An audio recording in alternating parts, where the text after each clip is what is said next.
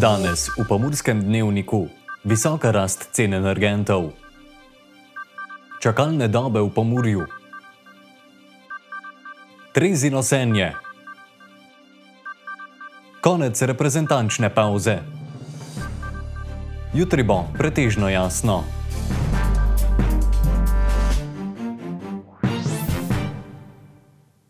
Spoštovane gledalke, cenjeni gledalci, lepo pozdravljeni. Vlada se je včeraj seznanila z informacijo o problematiki trenutne visoke rasti cen energentov na svetovnih trgih. Razmere so neobičajne, vzrokov za rast cen je več, glavni pa je gotovo posledica dogajanja na mednarodnih trgih, saj si vsi želijo oživiti gospodarstvo po pandemiji COVID-19, kar je razlog za večje povpraševanje in posledično višanje cen. Razlogov za tako podražitev je po besedah ministra za infrastrukturo Jerneja Vrtovca več. Vrsta dejavnikov, ki potiska cene navzgor, saj so res okoliščine, tudi vremenske okoliščine, naprimer vreme in zapleti z dobavami in tako naprej, res nepredvidljive, kar se odraža tudi v paniki, ki ta trenutek vlada na trgu. Analize in napovedovanja v takšnih okoliščinah, torej na podlagi obstoječih modelov za pol leta naprej, za leto naprej, pa zagotovo niso primerni. Minister za infrastrukturo je ob tem sklical tudi izredni vrh energetskih ministrov Evropske unije, ki bo potekal 26. oktobra. Jaz si želim, da bi bil odgovor Evropske unije res kar se da hiter, da bi bil čim bolj usklajen, čim bolj enoten. Kajti le enotna Evropska unija lahko premaga te zagate, katerim smo te dni priča. Hkrati bi rad državljanke in državljane, slovensko javnost pomiril. Glejte, cene električne energije pred zimsko sezono, cene zemeljskega plina. Mi smo na varni strani. Zakupi so se dogajali že mnogo pred tem. In na podlagi vprašanj, ki smo jih na Ministrstvu za infrastrukturo velikim dobaviteljem izstavili, so odgovori zelo enostavni. In sicer, da zaenkrat obvladujejo situacijo.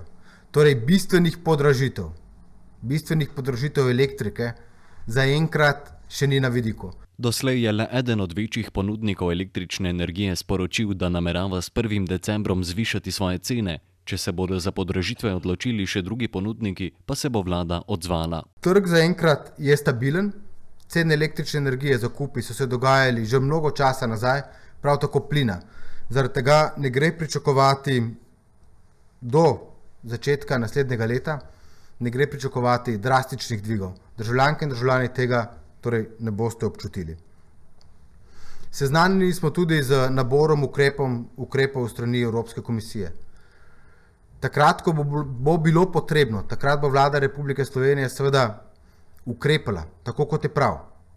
Ampak zaenkrat to ni potrebno.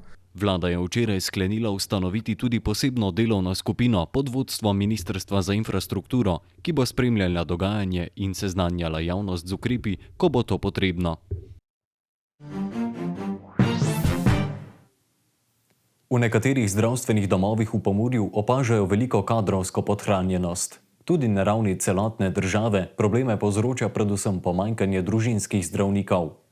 Predsednica Zdravniške zbornice Slovenije Bojana Beović pa je ob obisku pomurske regije ocenila, da je stanje v murskosoboškem zdravstvenem domu zadovoljivo. Medtem imajo v zdravstvenem domu Lendava, Ljutomer in Gornja Radgona veliko kadrovsko pomanjkanje. Tudi zelo staro to zdravniško populacijo, ki seveda ne pokriva več dežurne službe. Tukaj seveda sta dva problema.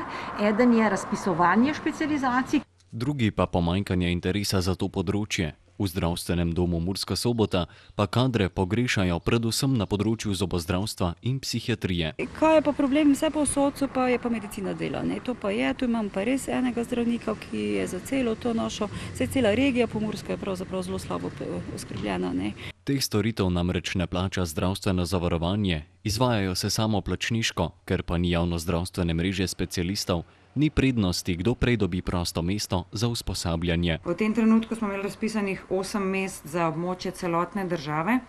Na ta mesta se je prijavilo 12 kandidatov, ki so mogli seveda že imeti znanega plačnika, tako da če je kakšen zdravstveni dom ali pa zasebnik iz vaše regije imel kandidata, bo na tem razpisu normalno kandidiral. V zdravstvenem domu Murska Sobota so se tako v času epidemije podaljšale čakalne dobe pri zobozdravstvenih storitvah, najbolj pa na področju protetike. Ki pri nekaterih zobozdravnikih dosegajo tudi 2 leti, pa še več. Neka dopustna čakalna doba za protetične storitve 1 leto. Sicer pa so pacienti na splošno zadovoljni z odzivnostjo zdravstvenega doma.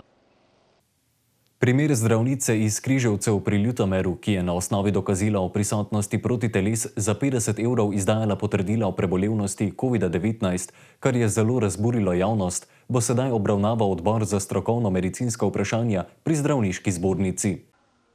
Zdravnico, ki je izdajala potrdila, so že prijavili. Prijavo pa bodo obravnavale inštitucije znotraj zdravniške zbornice. Tukaj gre za odbor za strokovno medicinska vprašanja, ki to preuči.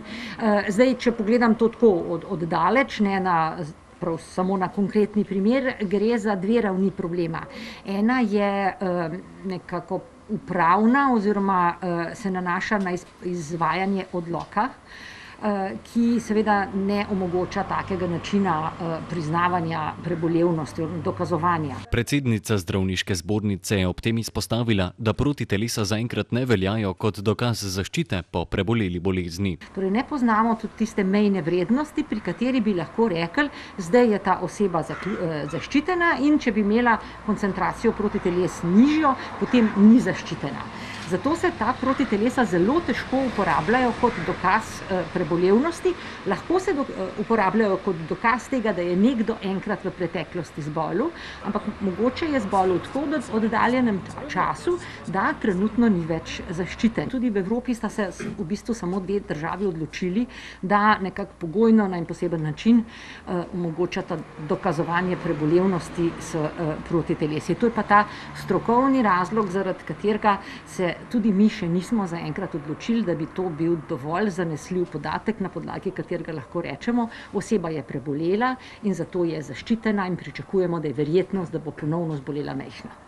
Potrdilo o prebolelosti je sicer določeno v odloku o načinu izpolnjevanja pogoja prebolelosti, cepljenja in testiranja za zajezitev širjenja okužb z novim koronavirusom, v katerem piše, da se pogoj PCT izpolnjuje tudi z dokazilom o pozitivnem rezultatu testa PCR, ki je starejši od 10 dni, razen če zdravnik presodi drugače, vendar ni starejši od 180 dni.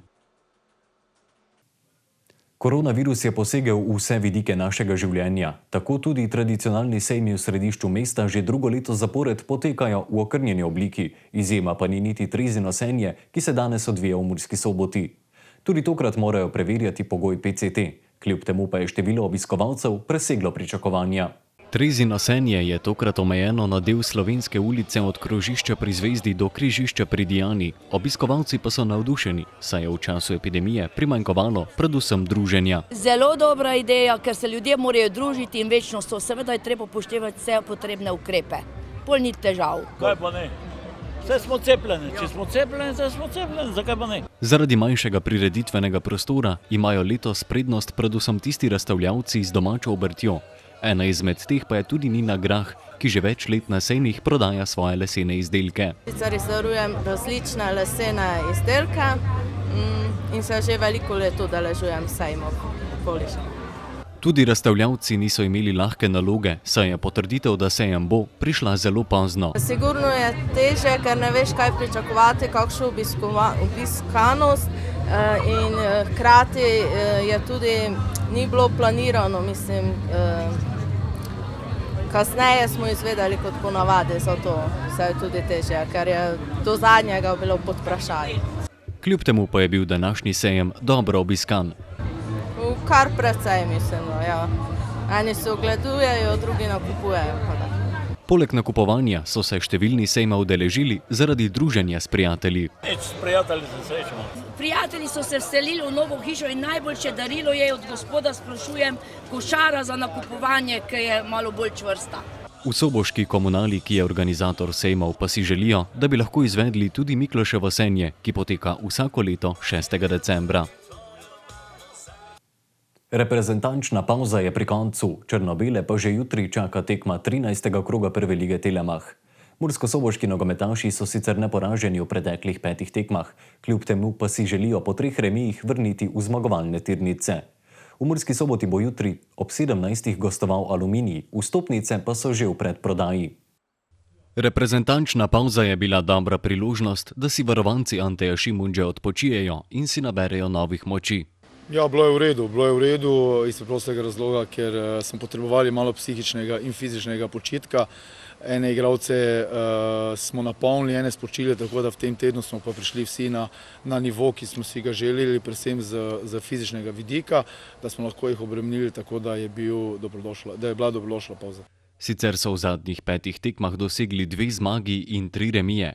Sedaj so se po besedah Šimundže kot ekipa precej stabilizirali.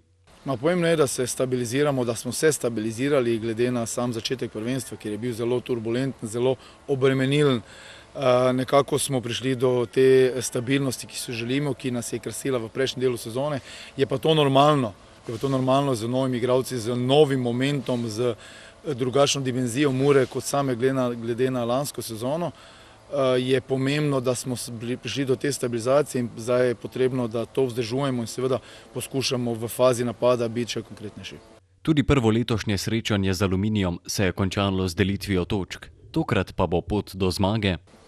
Nič kaj drugačno, kot je vedno proti Aluminiju, ki se pokaže vedno kot zelo čvrst, agresiven nasprotnik, ki si želi biti zelo tekmovalen in tukaj bomo morali biti mi na zelo, zelo visokem nivoju, biti zelo hitri, zelo dinamični, poskušati biti v fazi napada čim bolj konkretni in seveda biti v glavah pripravljeni, da ima Aluminij zelo, zelo dosti kvalitete. Vstopnice za tekmo so že v predprodaji. Cena vstopnice za glavno tribuno znaša 10 evrov, za ostale tribune 8, za otroško vstopnico pa boste odšteli 4 evre.